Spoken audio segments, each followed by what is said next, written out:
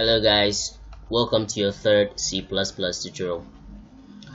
In this tutorial we're going to talk briefly on operators that are used in the language. So we've already seen the assignment operator, which is used to assign values to our variables.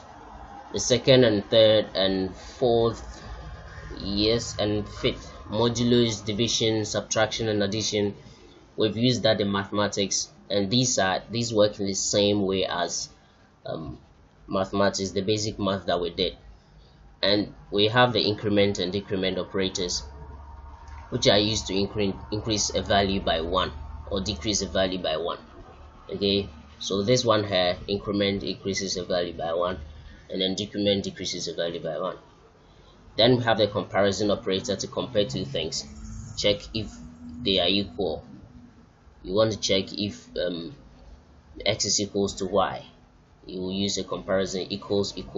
This is not the same as the assignment. You have to know that carefully. This is equals, and this one is equals. One equal, and then this one there are two.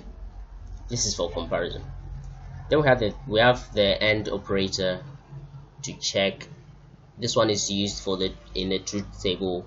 When you're writing your logic, you will need an AND, an OR, or a NOT to check for the truthfulness of certain statements. So with that being said, I'm just gonna go ahead and demonstrate some of how these ones work, how some of the operators work, especially these three, these right here. We've already done the assignment. I'm gonna use it here again. So we have an int. I'm gonna declare some variables here, and val1 and set that to 4. Okay, 4.0. Let me give that 4.0.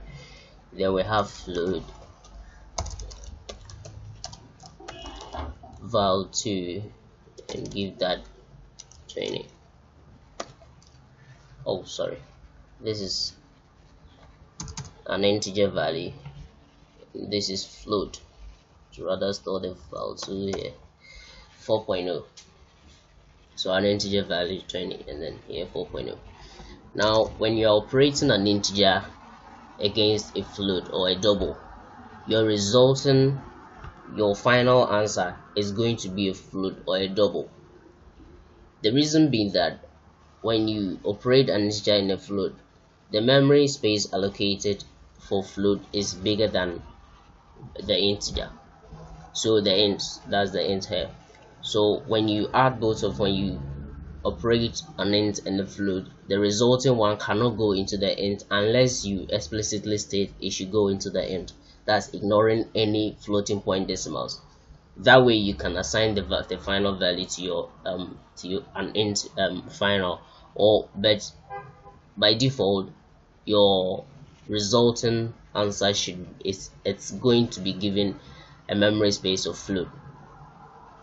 It's like you take the higher one, you take this one, the smaller one, and the higher one. You have to the resulting one is going to be the higher one, just to prevent any floating point content being lost. An example, let me just write something. So we have int final. Okay, now I want int final. Before I do that, let me just output this. When we divide 20 by 4, okay, that should give us 5. But here it's gonna be 5.0, but you don't 5.0, but you're not gonna see that. So let me just change this to 21, so we see the floating point here. So when I 21 divided by, okay, no, I have my variables val1 on val2 right here, okay, and line. So when I compile and run this should give me, including decimals, the decimal point, because the final value is supposed to be a float. Okay, that's it right here. But I can alter that by saying let a variable be called final and it's an integer variable, so I'm going to set its value to this particular operation. Okay, that way it's going to truncate the rest of the this from the decimal point. There's no memory space allocated for the decimal points and anything that comes after it, so it's going to truncate the thing and take only the integer part of the value and assign that to final. So now we'll output the final here. We compile this and we run it, so you can see 5. It has removed this one. It doesn't contain the decimal part, but the actual value of 21 on 4 is 5.25, which the 0.25 is being removed, is omitted since our this type is int. So when you operate an integer and a floating point or a double, you get a double unless you state it to be an integer. So that's it for operators, and yes, I'm gonna see you guys in the next tutorial.